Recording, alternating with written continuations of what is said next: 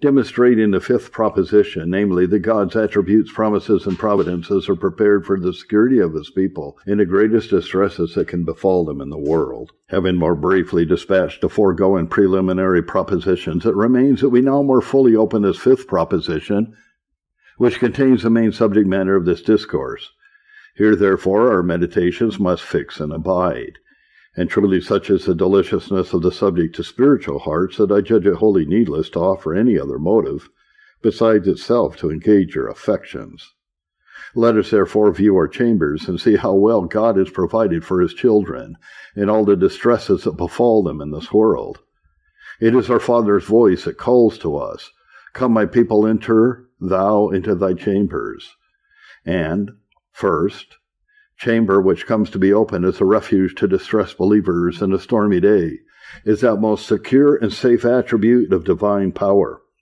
Into this let us first enter by serious and believing meditation, and see how safe they are whom God hides under the protection of it in the worst and most dangerous days.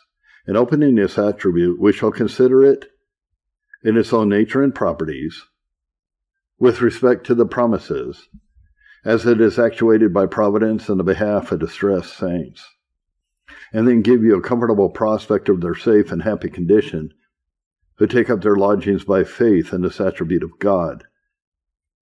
Let us consider the power of God in itself, and we shall find it represented to us in the Scriptures in the three lovely properties, namely, 1. Omnipotent power, 2. Supreme power, 3. Everlasting power.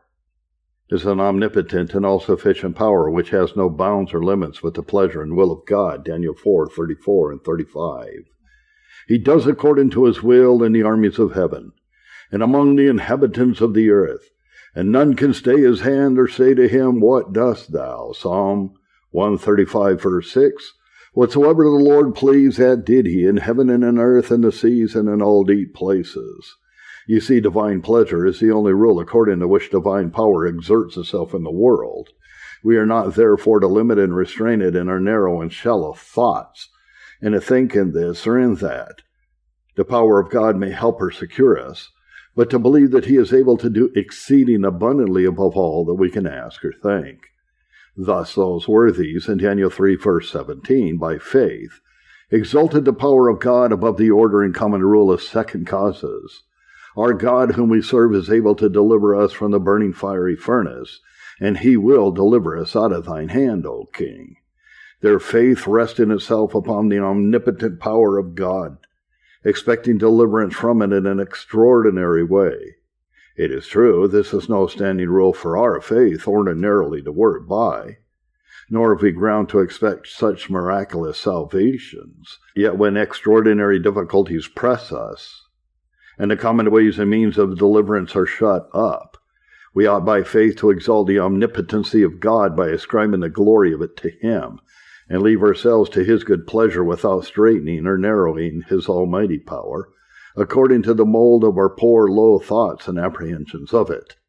For so the Lord himself directs our faith in difficult cases, Isaiah 54, verses 8 and 9. For my thoughts are not your thoughts, neither are your ways my ways, saith the Lord. For as the heavens are higher than the earth, so are my ways higher than your ways, and my thoughts than your thoughts. He speaks there of his pardoning mercy, which he will not have his people to contract and limit according to the model and platform of their own desponding, misgiving, and unbelieving thoughts, but to exalt and glorify it according to its unbounded fullness, as it is in the thoughts of God, the fountain of that mercy. So it ought to be with respect to his power, about which his thoughts and ours do vastly differ. The power of God, as we cast in the mold of our thoughts, is as vastly different and disproportionate from what it is in the thoughts of God, the fountain of it, as the earth is to the heavens, which is but a small and considerable point compared with them.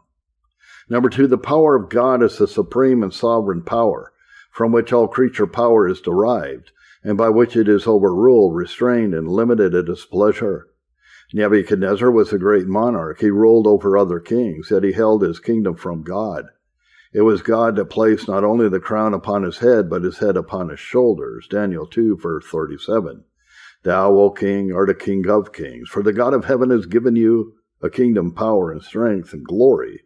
Hence it follows that no creature can move tongue or hand against any of God's people, but by virtue of a commission or permission from their God, albeit they think not so. Know you not, says Pilate to Christ, that I have power to crucify you and power to release you? Proud worm, what an ignorant and insolent boast was this of his own power, and how does Christ spoil and shame it in his answer? John 19, verse 11. You could have no power at all against me except it were given you from above. Wicked men like wild horses would run over and trample underfoot all the people of God in the world, were it not that the bridle of divine providence has a strong curb to restrain them. Ezekiel 22, verse 6. The princes of Israel, every one, were in thee to their power to shed blood. And it was well for God's Israel that their power was not as large as their wills were. The world is a raging and boisterous sea, which sorely tosses the passengers for heaven that sail upon it. But this is their comfort and security. The Lord stills the noise of the sea, the noise of the waves and the tumult of the people. Psalm 65, verse 7. Moral as well as natural waves are checked and bounded by divine power. Surely the wrath of man shall praise thee, and the remainder of wrath shalt thou restrain. Psalm 76:10, as a man turns so much water into the channel as will drive the mill, and turns away the rest into another sluice. Yea, not only the power of man, but the power of devils also is under the restraint and limitation of this power. Revelation 3:10. Satan shall cast some of you into prison, and you shall have tribulation 10 days. He would have cast them into their graves, yea, into hell if he could, but it must be only into a prison. He would have kept them in prison until they had died and rotted there, but it must be only for 10 days. O glorious sovereign power, which thus keeps the reins of the government in its own hand. Number 3, the power of God is an everlasting power. Time does not weaken or diminish it as it does all creature powers. Isaiah 40, verse 28. The Lord, the creator of the ends of the earth, faints not, neither is weary. Isaiah 59:1. The Lord's hand is not shortened. He has as much power now as ever he had, and can do for his people as much as he ever did. Time will decay the power of the strongest creature and make him faint and feeble. But the creator of the ends of the earth faints not. Thou, saith the psalmist, abides forever. Thy years flee not. Psalm 102, verse 27. In God's working, there is no expense of his strength. He is able to do as much for his church now as ever he did, to act over again all the glorious deliverances that ever he wrought for his people from the beginning of the world, to do as much for his church now as he did at the Red Sea. And upon this ground the church builds its plea. Isaiah 51, 9 and 10. Awake, awake. Put on strength, O arm of the Lord. Awake as in the ancient days, as in the generations of old. Are you not it that has cut Rahab and wounded the dragon? Lord, why should not your people at this day expect as glorious productions of your power as any of them found in former ages? Section 2. Let us view the power of God and the vast extent of its operations, and then you will find it working beyond the line. 1. Of creature power. 2. Of creature expectation. 3. Of human probability. Beyond the line of all created power, even upon the heart, thoughts, and minds of men, where no creatures has any jurisdiction. So Genesis 31:29, God bound up the spirit of Laban and becalmed it towards Jacob. So Psalm 106, verse 46, he made them also to be pitied of all them that carried them captives. Thus the Lord promised Jeremiah in Jeremiah 15:11, I will cause the enemy to entreat you well in the time of evil. This power of God softens the hearts of the most fierce and cruel enemies, and sweetens the spirits of the most bitter and enraged foes of his people. Number 2, beyond the line of all creature expectations, Ephesians 3:20. God is able to do exceeding abundantly above all that we can ask or think. He does so in spirituals, as appears by these 2 famous parables, Luke 15:19 and 22. And am no more worthy to be called your son. Make me as one of your hired servants. But the father said to his servants, bring forth the best robe and put it on him, and put a ring on his hand and shoes on his feet. The prodigal desired to be but as an hired servant. And lo, the fatted calf is killed for him, and music to his meat, and the gold ring upon his finger, as in Matthew 18:26 and 27. The debtor did but desire patience, and the creditor forgave the debt. Oh, thinks a poor humble sinner, if I might have but the least glimpse of hope, how sweet would it be? But God brings him to more than he expects, even a clear shining of assurance. It is so in temporals. The church confesses the Lord did things they looked not for, Isaiah 64:3. And in both spirituals and temporals, his power moves in an higher orb than our thoughts, Isaiah 55:8 and 9. My thoughts are not your thoughts, nor my ways your ways. But as far as the heavens are above the earth, so are my ways above your thoughts. The earth is but a punctum to the heavens. All as tall as cedars, mountains, and pyramids cannot reach it. He speaks, as was said before, of God's pitying, pardoning, and merciful thoughts, and shows that no creature can think of God as he does of the creature under sin or under misery. Our thoughts are not his thoughts. Either first, by way of simple cogitation, we cannot think such thoughts towards others in misery, by way of pity or under sin against us, by way of pardon, as God does. Nor secondly are our thoughts as God's in respect of reflexive comprehension. We cannot conceive or comprehend what the thoughts of God toward us are. When we fall into sin or misery, just as he thinks them, they are altered, debased, and straightened as soon as ever they come into our thoughts. See an excellent instance in Genesis 48:11. I had not thought to see your face, and lo, God has showed me also your seed. A surprising providence, and thus the divine power works in sphere above all the thoughts, prayers, and expectations of men. Number 3, it works beyond all probabilities and rational conjectures of men. This almighty power has created deliverances for the people of God, when things have been brought to the lowest ebb, and all the means of salvation have been hid from their eyes. We have a number of famous instances of this in Scripture in which we may observe a remarkable gradation in the working of this almighty power. It is said in 2 Kings 14:26 and 27, the Lord saw the affliction of Israel, that it was very bitter, for there was not any shut up or any left, nor any helper for Israel. A deplorable state! How inevitable was their ruin to the eye of sense!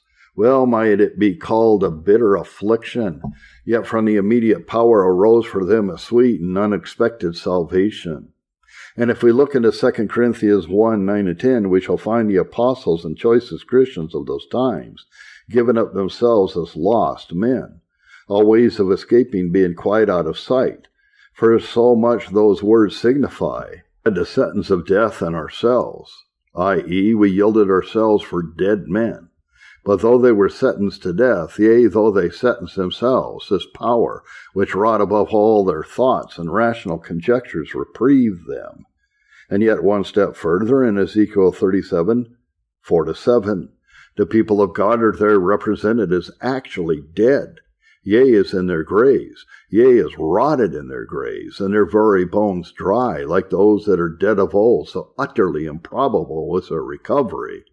Yet by the working of this almighty power, which subdues all things to itself, their graves in Babylon were opened. The breath of life came into them. Bone came to bone, and there stood up a very great army. It was the working of his power above the thoughts of man's heart, which gave the ground to that famous proverb in Genesis 22:14. In a mount of the Lord it shall be seen. And the ground of that famous promise in Zechariah 14:7. At evening time it shall be light. Light shall unexpectedly spring up when all men, according to the course and order of nature, expect nothing but increasing darkness. How extensive is the power of God and his glorious operations. Section 3. Let us view the power of God in its relation to the promises, for so it becomes our sanctuary in the day of trouble. If the power of God be the chamber, it is the promise of God which is that golden key that opens it. And if we will consult the Scriptures in this matter, we shall find the almighty power of God made over to his people by promise, for many excellent ends and uses in the day of their trouble. As one, to uphold and support them when their own strength fails, Isaiah 41:10. Fear not, for I am with you. Be not dismayed, for I am your God. I will strengthen you, yea, I will help you. Yea, I will uphold you with the right hand of my righteousness. And which of the saints have not sensibly felt these everlasting arms underneath their spirits, when afflictions have pressed them above their own strength? So runs the promise to Paul in 2 Corinthians 12:9, My grace is sufficient for you, for my strength is made perfect in weakness.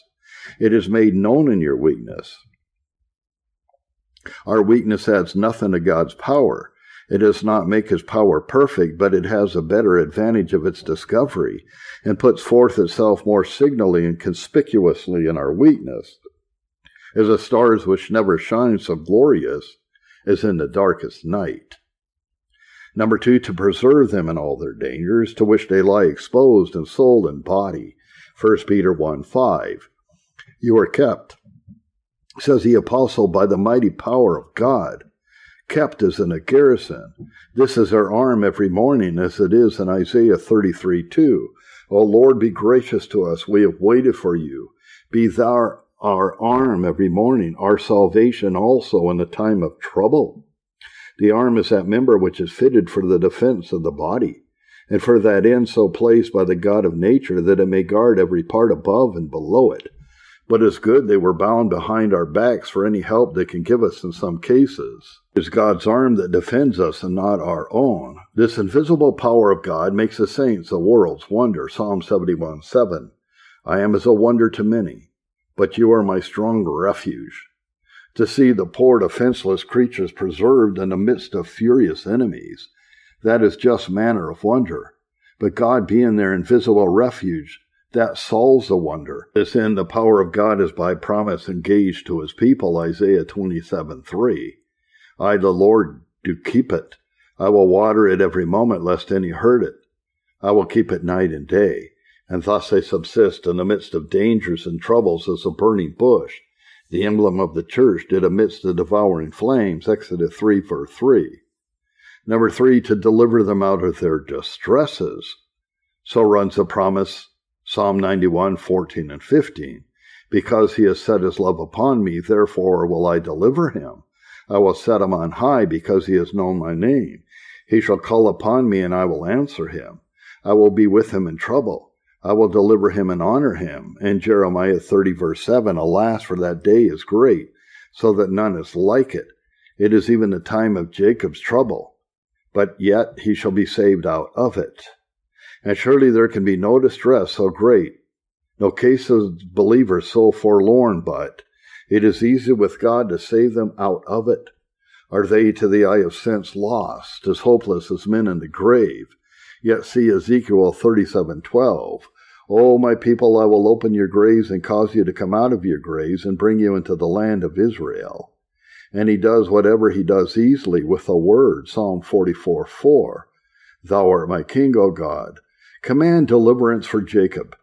And it requires no more violent motion to do it than he that swims in the water uses, Isaiah 25:11. A gentle, easy motion of the hand does it. And as the power of God can deliver them easily, so speedily, their deliverance is often wrought by way of surprise, Isaiah 17:14. Behold, at evening tide trouble, and in the morning he is not. So the church prays in Psalm 136, verse 14. Turn again our captivity as the streams in the south. The southern countries are dry.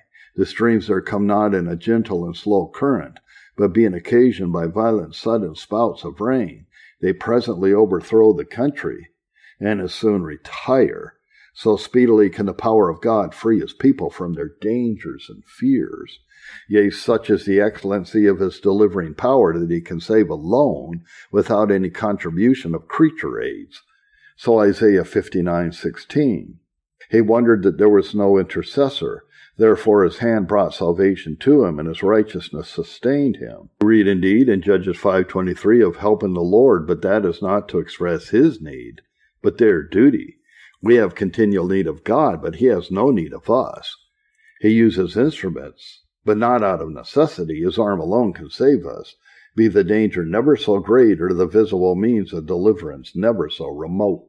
Once more, let us view the chamber of divine power as it's continually opened by the hand of providence, to receive and secure the people of God in all their dangers. It is said in 2 Chronicles 16, verse 9, the eyes of the Lord run to and fro throughout the whole earth, to show himself strong in the behalf of them whose heart is perfect towards him. Where you have an excellent account of the immediacy, universality, and efficacy of divine providence as it uses and applies its divine power for the guard and defense of the people who are its charge. He does not only set angels to watch for them, but his own eyes guard them, even those 7 eyes of providence mentioned in Zechariah 3, verse 9, which never sleep nor slumber.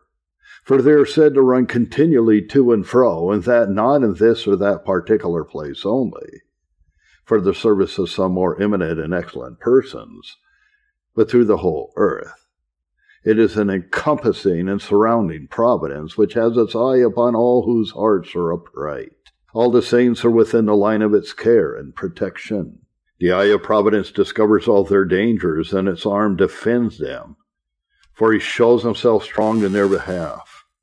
The secret, but the almighty efficacy of providence is also excellently described to us in Ezekiel 1, verse 8, where the angels are said to have their hands under their wings, working secretly and undiscernibly, but very effectually for the saints committed to their charge, like unto which is that in Habakkuk 3:4, where it is said of God that he had horns coming out of his hands, and there was a hiding of his power. The hand is the instrument of action, denoting God's active power, and the horns coming out of them are the glorious rays and beams of that power, shining forth in the salvation of his people.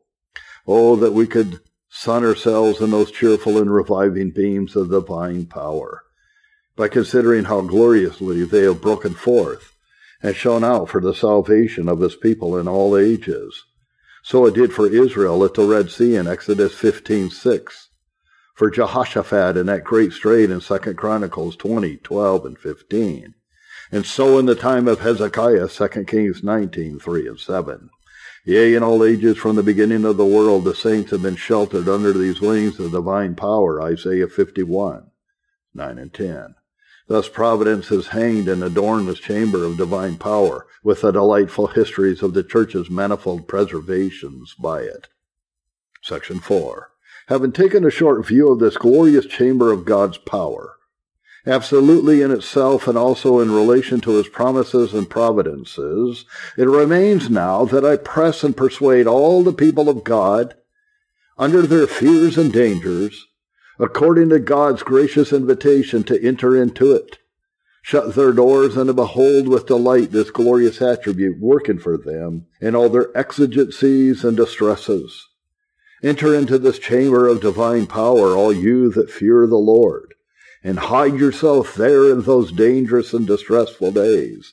Let me say to you as the prophet did to the poor distressed Jews in Zechariah 9, verse 12, Turn ye to your strongholds, ye prisoners of hope. Strongholds, might they say? Why? Where are they? The walls of Jerusalem are in the dust, the temple burnt with fire, Zion in heap. What meanest thou in telling us of our strongholds? Why admit all this? Yet there is refuge enough for you in God alone, as John Calvin excellently notes upon that place. Christian, are you not able to fetch a good subsistence for your soul by faith out of the almighty power of God?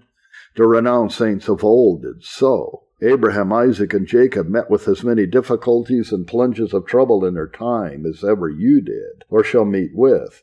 Yet by the exercise of their faith upon this attribute they lived comfortably, and why cannot you?